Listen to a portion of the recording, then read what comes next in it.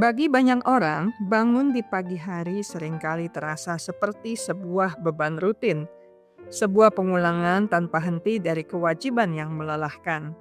Namun di sebuah kepulauan kecil di prefektur Okinawa, Jepang, terdapat sebuah rahasia kuno yang telah menjadi pondasi bagi umur panjang dan kebahagiaan penduduknya. Rahasia ini disebut sebagai ikigai.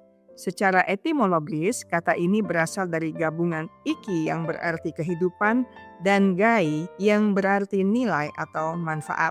Secara sederhana, ikigai adalah alasan mengapa kita bangun di pagi hari. Sebuah titik temu antara apa yang kita cintai dan apa yang memberi makna pada eksistensi kita.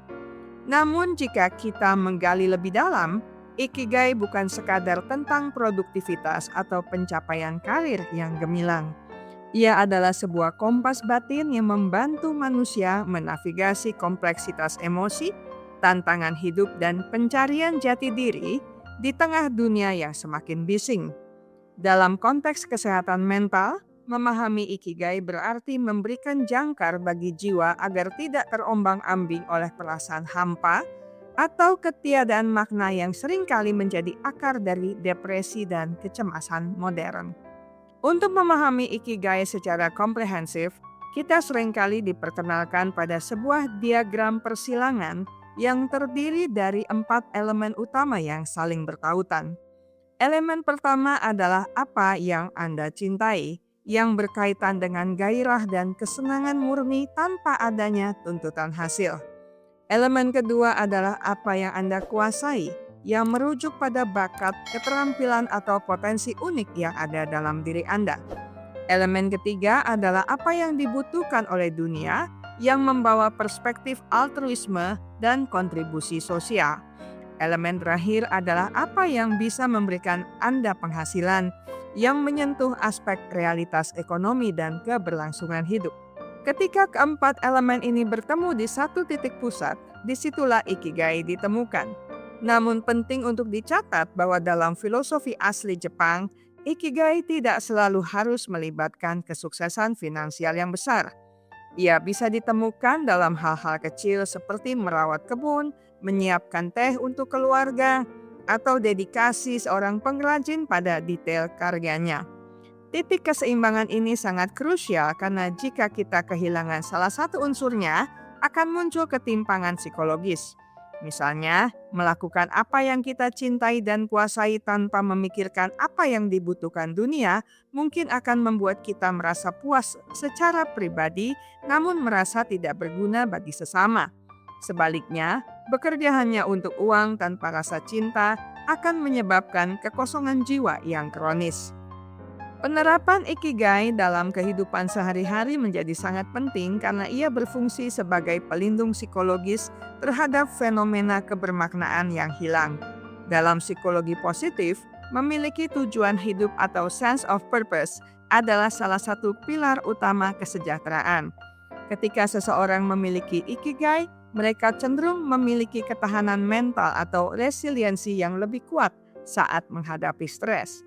Ikigai memberikan alasan bagi seseorang untuk tetap bertahan meskipun situasi sedang tidak berpihak padanya.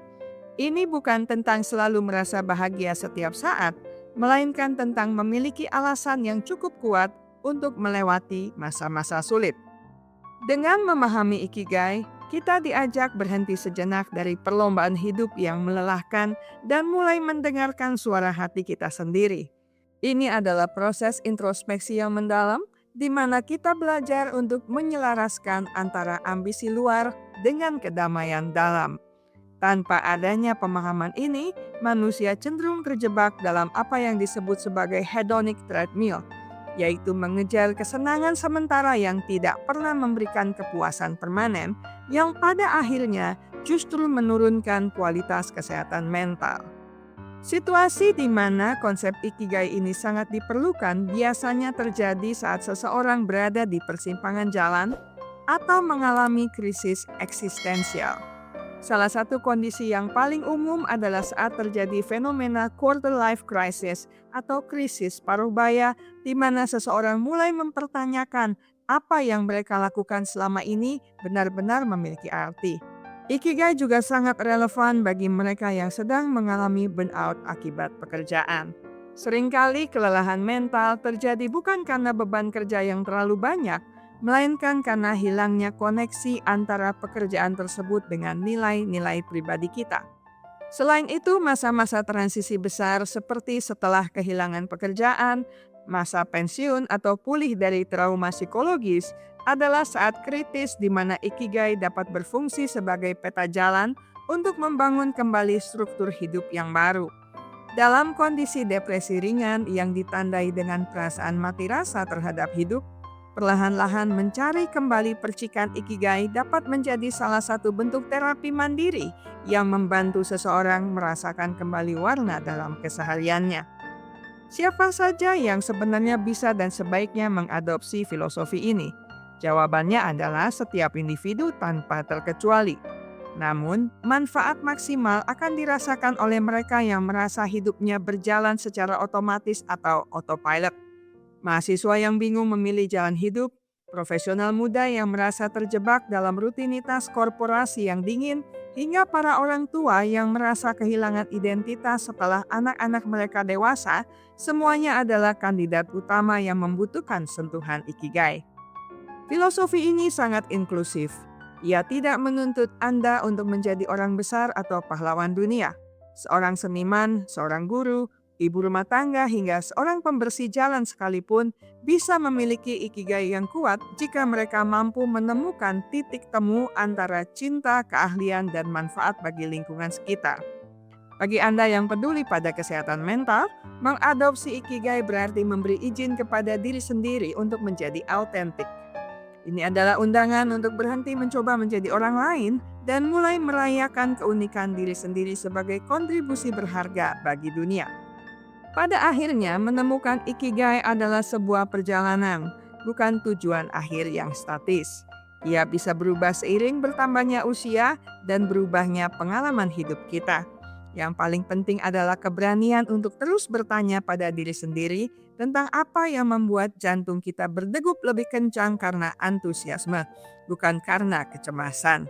Dengan menerapkan filosofi ini, kita tidak hanya memperpanjang harapan hidup secara biologis, tetapi juga memperkaya kualitas hidup secara psikologis. Kita belajar bahwa keberhasilan sejati bukanlah tentang berapa banyak yang kita kumpulkan, melainkan seberapa besar makna yang kita rasakan dalam setiap embusan nafas kita. Mari kita mulai melihat ke dalam, mengenali retakan dalam diri kita, dan mengisi retakan tersebut dengan emas kesadaran akan tujuan hidup. Sebab ketika Anda menemukan ikigai Anda, pagi hari tidak akan lagi terasa sebagai ancaman, melainkan sebagai sebuah kesempatan baru untuk menjadi versi terbaik dari diri Anda sendiri demi kesejahteraan jiwa Anda dan kebaikan orang-orang di sekitar Anda. Saya selesai sampai di sini. Kita akan berjumpa di minggu depan dengan video menarik lainnya. Terima kasih untuk kesetiaan Anda bersama channel Bahas Psikologi. Jika Anda merasa video ini bermanfaat, silakan like, share, dan subscribe channel ini untuk mengakses konten menarik lainnya. Ingat baik-baik, kesehatan mental Anda sangat berharga. Jagalah, pertahankanlah dengan sekuat tenaga.